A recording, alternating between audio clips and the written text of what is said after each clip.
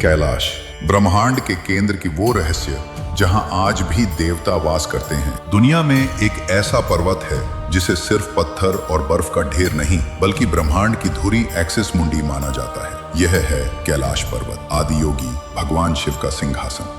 दुनिया की सबसे ऊंची चोटी माउंट एवरेस्ट पर हजारों लोग चढ़ चुके हैं, पर कैलाश पर्वत पर आज तक कोई इंसान क्यों नहीं चढ़ पाया? यह एक ऐसा रहस्य है जो आधुनिक तकनीक और मानवीय अहंकार दोनों को चुनौती देता है। कैलाश सिर्फ एक पर्वत नहीं बल्कि एक ऊर्जा का स्रोत है। आज हम आपको ले चलेंगे इस महातीर्थ के उन रहस्यों की ओर जो विज्ञान की दुनिया के लिए आज भी अबूझ हैं, लेकिन जहां आस्था को हर कदम पर परमात्मा के होने का एहसास होता है। कैलाश पर्वत की ऊंचाई लगभग 6,638 मीटर है, जो एवरेस्ट से काफी कम है। फिर भी आज तक कोई भी इस पर सफलतापूर्वक नहीं चढ़ सका। जिन्होंने भी कोशिश की वे या तो भयानक मौसम में फंस गए, या रहस्यमयी तरीके से रास्ता भटक गए, या फिर किसी अनजानी शक्ति के कारण उन्हें वापस लौटना पड़ा। कई पर्वतारोहियों ने कहा है कि ऐसा लगता है मानो पर्वत स्वयं उन्हें ऊपर आने की अनुमति नहीं दे रहा। क्या यह सिर्फ एक दुर्गम चढ़ाई है या स्वयं महादेव का अदृश्य पहरा? कैलाश पर्वत के चरणों में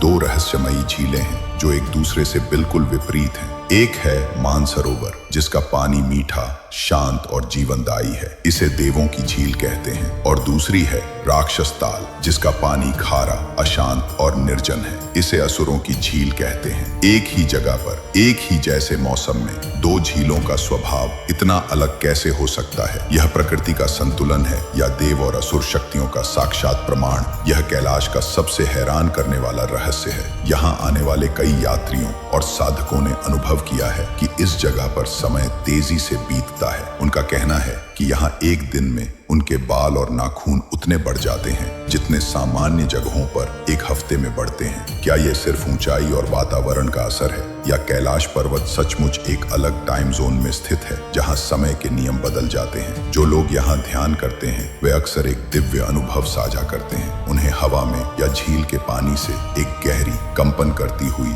ध्वनि सुनाई देती है, जैसे कोई ओम का जाप कर रहा हो। कई बार रात के आकाश में अजीब और अलौकिक प्रकाश भी देखा गया है। वैज्ञानिक इसे हवा के चट्टानों से टकराने की ध्वनि बता सकते हैं, लेकिन भक्तों के लिए ये ब्रह्मांड की पहली ध्वनि है। स्वयं शिव का नाद है जो बताता है कि यह स्थान आज भी जीवित और जागृत है। कैलाश के रहस्य हमें सिखाते हैं कि ब्रह्मांड में कुछ स्थान जीतने या मापने के लिए नहीं बल्कि केवल नमन करने और अनुभव करने के लिए होते हैं। यह वो स्थान है जहां तर्क समाप्त होता है और श्रद्धा का अनंत आकाश शुरू होता है। ये पृथ्वी पर स्वर्ग का द्वार है, आदि योगी का घर है और हर साधक का